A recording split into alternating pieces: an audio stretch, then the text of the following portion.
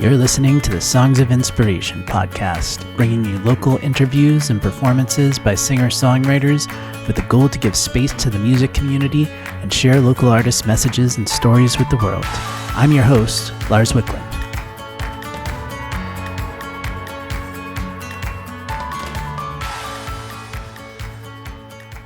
Hey everyone, we're back in the studio with Sam Boyles from Not Art, and really happy to have you on the podcast today, Sam. Thanks for joining us. Yeah, of course. Thanks for having me. Cool. So to kick things off, can you tell us a little bit about how you got started with songwriting and music in general? Yeah, I was thinking about this because I've listened to several of your episodes, so I knew this was coming. And I think the first time that I got into music was in third grade, third grade or fourth grade. And I remember coming downstairs to my living room, and my dad was watching TV, and he was watching a VH1 Behind the Music or something like that about Green Day, and I didn't know, what he was watching, and he was just like, oh, you should. These guys are really good. Their new album's supposed to be great, and I was like, oh, okay. And I remember seeing a shot of Billy Joe Armstrong writing in his notebook. I always remember that from the documentary, and it would just seem like he was the coolest dude on planet Earth. Yeah. And so I was just like, all right, and then somehow I asked my parents to get me a guitar, and we went to Music Unlimited. Nice. In Kingston, and I got a little black Jay Tercer Stratocaster, supposed to be but a mini. Very cool. And a little amp to match, which I still have and have used on recordings.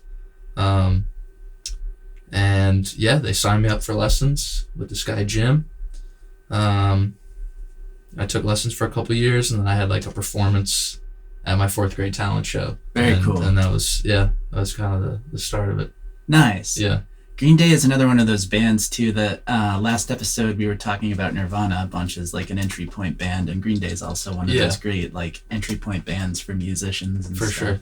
Yeah. Lots of great songs. Yeah, and I feel like they they're new. They're newer than the oldies, but the way that they structure their songs and the way that they write melodies is very classic 50s, 60s kind of stuff. Definitely, yeah. Just with more gain. Yep. So more distorted. Yeah. Very cool. What other bands kind of inspired you as you got into music? As it evolved for you? I think definitely the Beatles have been my biggest inspiration and influence, because before Green Day, my dad plays bass, and so he used to sit up in his study and just listen to the Beatles all day long and try to figure out the bass lines. And so I've been listening to the Beatles literally my whole life. That's awesome. And they're just all they are my favorite band. I am firmly convinced they are objectively the best band, but I know many people feel that way, but yeah, the Beatles are definitely my biggest inspiration. Very cool. Yeah. I love the Beatles. Yeah. Great songwriting. Yeah. It's such a wide array of styles too. Yeah. Very cool. Yeah.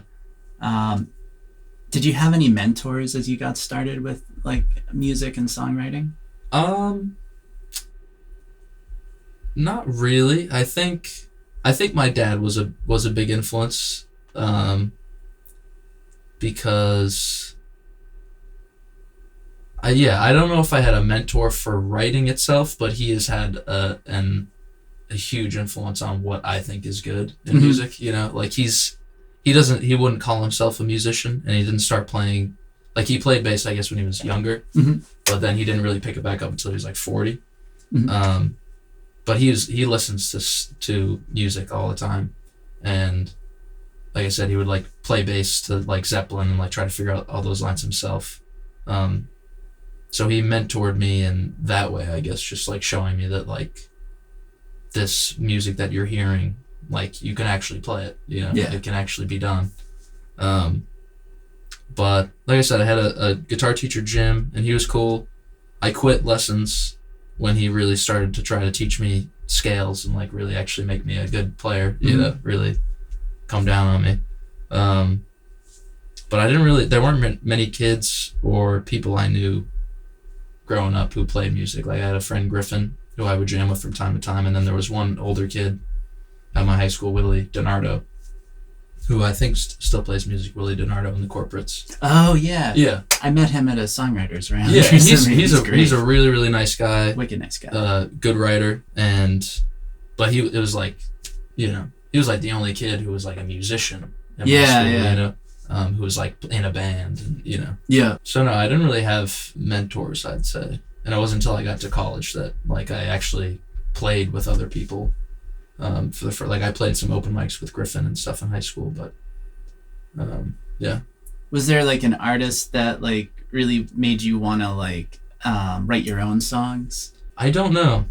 I think so. Like I took lessons in elementary school, and then I quit in 4th grade or 5th grade, like beginning of 5th grade. I took them for like a year and a half, and then I got back into it from hearing the Black Keys. When I was like in 10th grade, like the summer before 10th grade. Oh, cool. I remember hearing them and being like, man, if I had stuck with it, I could play this stuff, and like I could sing like this guy, and I really like this stuff, you know? So that made me get back into music, and that was really the time that, like, since then, I've never stopped playing music. Right. But I don't know what made me want to write my own stuff exactly, or think that I could or should. Yeah, sometimes it just speaks to you, and stuff comes through and stuff. Yeah. What's your like creative process like when you write? Do you have any like routines or anything for it? Or not really. I think I take a pretty long time to write. And I think I don't really have a set routine. I've noticed I think it's easiest to write songs in the morning. So that's something that I try to do. Like if I can get, you know, a space to myself in the morning hours, then I'll intentionally try to write something. So that's something kind of like routine, but I don't really have a set process. It's just like an idea comes to me, and then I just tinker with it in my mind until it's done. And sometimes it takes years. Yeah.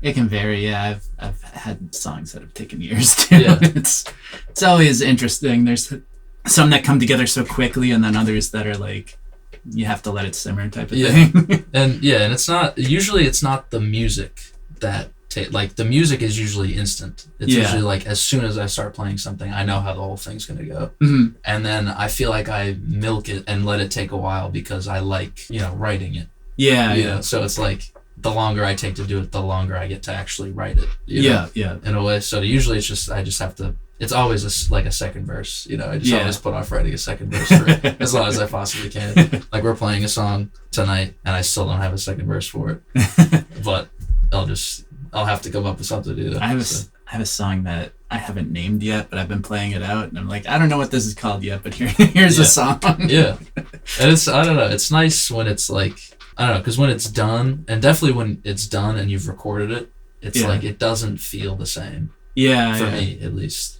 I don't know if you feel the same way, but it's like when it's just yours, and especially when you've never shown it to anybody, it's like that's the best part. Yeah. It's like I'm hearing something in my mind that nobody else has any ideas coming, you know, and it's like it's just mine. It's very exciting. Definitely super exciting. Yeah. Very cool. What do you think are 3 elements that make up a good song? I mean, the melody is by far the most important thing. Yeah. I think. I think Green Day.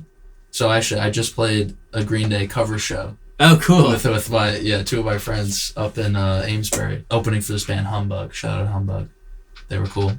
They were very good. They were playing original stuff. Nice. And it was really. But my buddy Ben was like, "Oh, we should open for them and play Green Day covers." And like all of their songs, it's all 1s, 4s, and 5s, pretty much. Oh, nice. Every now and again, they'll throw in a minor 3rd or a minor 6th, but like they all sound different. Yeah. And it's because the melody is different in every song. Interesting. And so like the melody is definitely the most important thing. I think the words have to fit the melody perfectly. Yeah. I don't think the words have to be significant. It's nice if they are. Sometimes it's nice if they're meaningless, but they just have to fit the melody perfectly. Like it really jumps out to me when it feels like somebody's tried to cram in a word or is missing a syllable, and it's just like, I know you're doing this because that makes the line make better sense. Yeah. But it kills the melody. Yeah. So the words have to fit the melody. I don't know, a good idea, but like a good what's that called? Conceit, in poetry. It's like, what is like what's the punchline of the song? Why is this song different than any other song?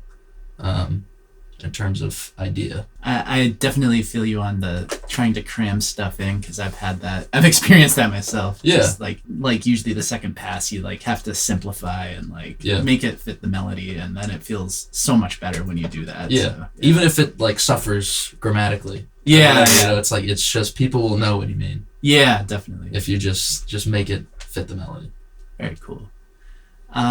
What's one song that has special meaning to you that you've written that you could tell us like a story about? They're all special to me. They're all my children.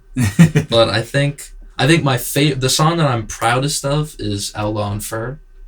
And I think that's a good example of like my routine, because like I had that riff, like I wrote the basic riff in high school. The words literally took years to write, and like I didn't have the idea for what the song was actually about until I must have been like a sophomore, junior in college. Oh, wow. So like 5 years later, like I was just going through my laptop and found this riff. I was like, that's pretty good. And then I started singing a melody over it. And then like a couple years later, I started writing the words for it, because it was, it just never seemed that good to me. And then the words, like it just became a story. And I don't know. It has special meaning to me because it's like I think it's the most complete song that I've written, in terms of like, I don't know, it's a very rounded story, and all of the words fit the melody right, and the words are funny. I don't know. I'm very proud of that one. It doesn't have like an emotional meaning for me beyond like, I think it's the kind of song that like the Beatles would write that I really loved. Yeah. And, like, I've been trying for years to write more like this, where it's like, not every song has to be sad. Yeah. Be good. Yeah. Not every song has to like pull on your emotions in like the sad or serious way to be good. Like, it's okay to write happy or funny songs, and they can be just as meaningful. Absolutely. Yeah. It's also sometimes good to shift the perspective and do that. Yeah. Yeah. Because that song has nothing to do with me. It's like, or maybe it does, subconsciously, but and I'll play it, so you know what I'm talking about. But cool. it's just like a very complete song for me. Yeah. Awesome. What was your biggest challenge as a musician as you got started and stuff? So I had another band before Not Art, and that was my first band, and I think the biggest challenge for me has been learning how to work with other people on my own stuff. Like how much to put my foot down. I don't know if it's like I wouldn't say that like a big technical or like skill challenge, but I think just like the challenge of interpersonal relationships when you're working on, art. Yeah. Especially like your own art. It's like, this is, an idea I've had, and like even somebody suggesting doing something different, like years ago, or definitely when I first started, would be like, I wouldn't hear it at all, because it's like, this is mine. How would you tell me that it could go any different? Like it, So I think learning how to communicate with bandmates, I think is the biggest challenge. Was the biggest challenge for me. Definitely. Yeah. Yeah, it takes a lot of practice and just trying to figure out like the best thing for the song, but also like sometimes hearing the other perspectives like really can make a big difference and stuff. So, definitely. Yeah. And like I read The Creative Act by Rick Rubin. Oh, cool. And that book's sick. And like, I have that book. I need to read it. It's really good. And like he very openly and repeatedly says like, I'm not saying anything in here that you don't already know, and that's absolutely true. Yeah. But it's just nice to hear it from somebody else, especially somebody who's like very accomplished in the field. Yeah. And he's just like, it's like, you gotta, like you said, what's best for the song? Like everybody's just gotta be on the same page. So like, if we don't go with your idea, it's not because you're stupid, or it's not even your idea. We're just not going with that idea. Like, don't make it about the person. Yeah. It's just about this thing that we're all working on together. It's just, we're all trying to make it the best it can be. Yeah. It's a collective effort and stuff. So yeah. Do you have any shows coming up anytime soon? Yeah, I have a show tonight at Soundcheck Studios. So I know this won't be coming out for a little bit. But opening up for The Freight. Nice. Who they just released an album last Friday called Tales of Maybe, and I think it's going to be I think it's going to be a really good show tonight because I think like their music is really well suited for a live audience. It's like really good rock and roll. And then we have a show next Sunday at Levitate Backyard. Nice. So June 29th. And then I'm playing in a Pink Floyd cover band. I've been playing in this band for like 6 years or something. And we play Wish You Were Here, Animals, and Dark Side front to back. Nice. And that's September 12th at the Burn. So that's gonna be the 50th anniversary of Wish You Were Here. Oh, cool. So I'll try and check that out. Yeah, I'm excited for that one. And we do a pretty good job. Like we got a pretty full band, and like we got all the synth noises and everything. Like we've got it down now after years. Very pretty cool. Good, so yeah. Do you guys have a light show as well? I've seen some. Oh my goodness, no.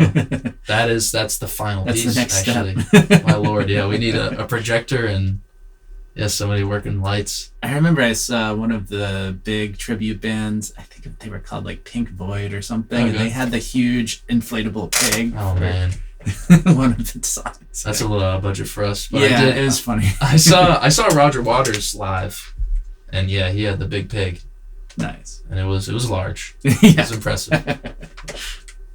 Something to aspire to. Yes. We'll start with the smaller pig for now. Somebody could get at Shaw's or something. Yeah. But, Small ones put on stage. Yeah. Cool. What's one piece of advice you'd give to songwriters just starting out? I think try to finish songs when you first have the idea or when you're feeling inspired. Don't fight the feeling, and like I know that like I no longer really abide by that rule, or like I do abide by that rule, but like as long as you're inspired, don't do anything else. Like don't put your guitar down or don't leave that space until you're out of it, Yeah. But don't like force yourself out of it. If you're like, oh, well, like I was supposed to go to the gym or I don't know. Just as long as you're in that mindset, try to finish being in that mindset, and definitely try to finish songs if you can in one go. Yeah. And I think along with that, I would recommend not recording your ideas until they're very, very fleshed out. Yeah. I think doing demos is risky because I think if you come up with a riff or whatever and then you immediately record it into your voice memos, then you're allowing yourself to forget it. Yeah. And like for me, the most writing that I do is in my head, thinking about songs that I haven't recorded yet. Yeah. And it makes you really get to know your songs and really remember them and really think about them. But if you record them as like little demos or whatever, voice memos on your phone, then it's like I can only think about the song if I'm listening to this recording of it. Yeah. Almost.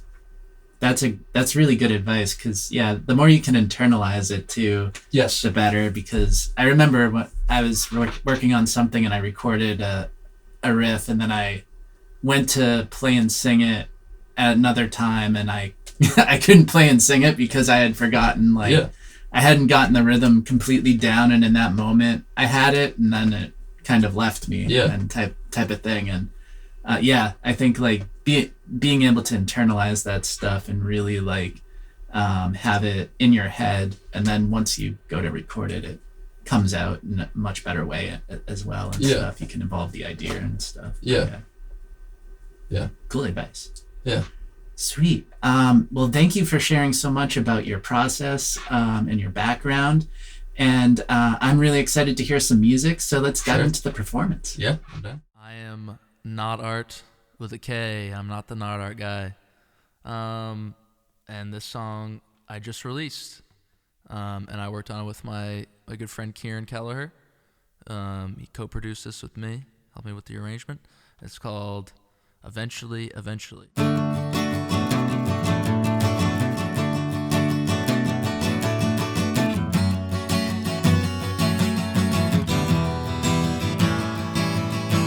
Give me a little something, give me a little sign. Is it over my head? Is it over tonight? understand. I'm a well-meaning country boy. Help me if you can.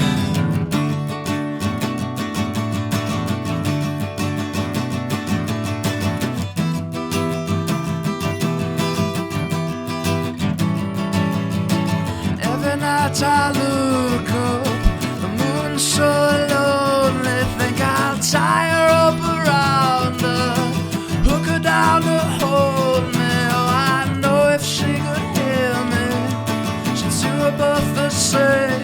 It's a long time coming, girl. It's a losing game. It's the only thing to keep a bullet from my brain. Eventually you're gonna have to talk to me. Eventually,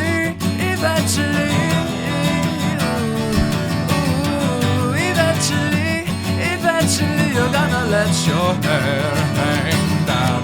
Eventually.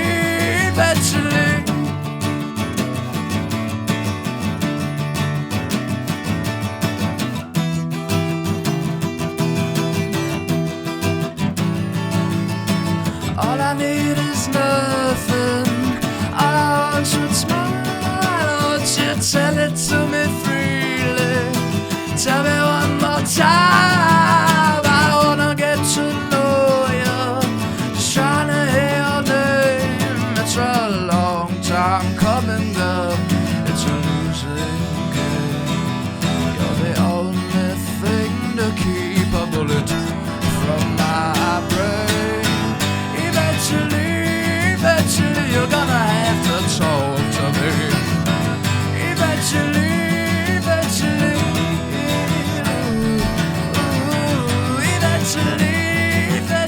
you're gonna let your hair hang down. Eventually, yeah.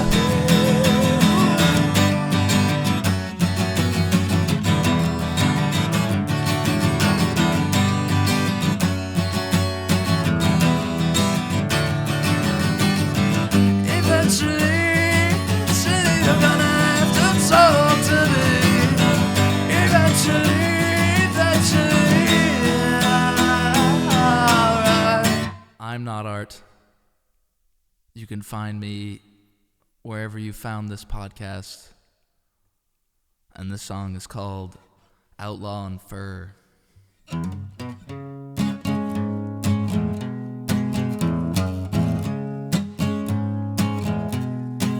Round the Mississippi Delta there once lived a fellow with auburn eyes and hair gold yellow. He was majestic, royalty to the eyes, but in the eyes of authority he was no king. No, quite the opposite to them. He was a thing so loathed as to be despised.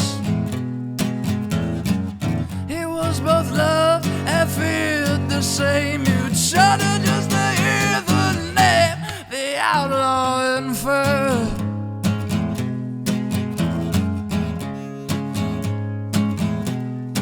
Well, he was born in a prison off I-95, where he donned the horrid orange and the plain pinstripes. It was a tactile catastrophe. It was a full-blown faux pas. And then one day he found salvation in a fashion mag, and he swiveled from the drivel of the dress-up dragon. He could breathe, he could see himself for the first time in his whole life. And then he broke out of prison, broke out of prison. Won't you listen to me, mister? I'm insistent that you listen. All the details escape me, but I'll tell you what, this young man could move. He ran a 10-400 at the D2 states. Believe me, you don't want to race the outlaw in fur.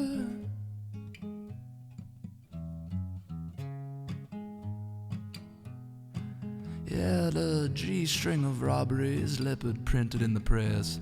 Disarming armed convict, dashes in a dress. If looks could kill, I tell you he'd probably make it with your husband. Yeah, they tried to track him down, but the case got cold. Now he's shacked up with some sheriff out in Temple, so I'm told. And when he hits the town, everybody turns their head and whispers, there goes that man, so fab, so glam, hellacious as the Hoover Dam. The outlaw in fur, the outlaw in fur, the outlaw in fur, the outlaw in fur.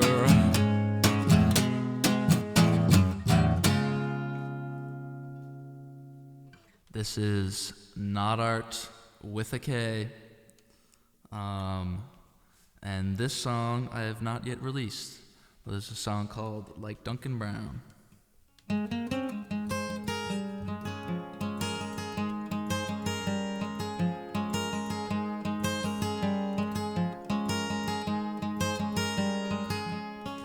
Gonna die like Duncan Brown, bite the dust before I find myself.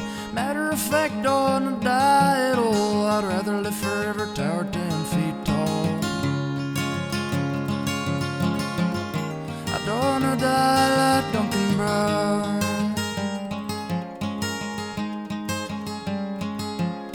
I gonna die, though it might well be. All my friends will end up as a memory, and all I'm hanging on to is the way we were, not the faces or the feelings, just a voice I've heard. I'm gonna die like Duncan Brown.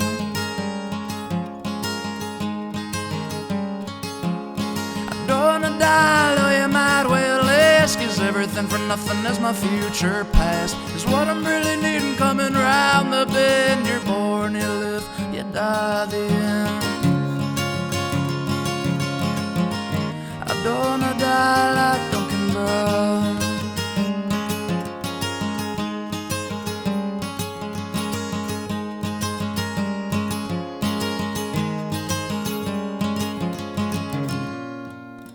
And in some bar in England, way back when, could they him like I do now?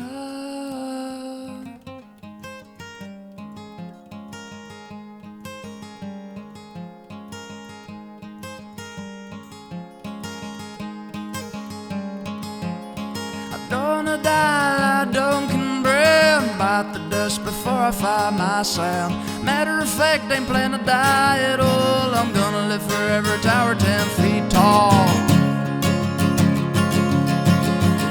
I'm gonna die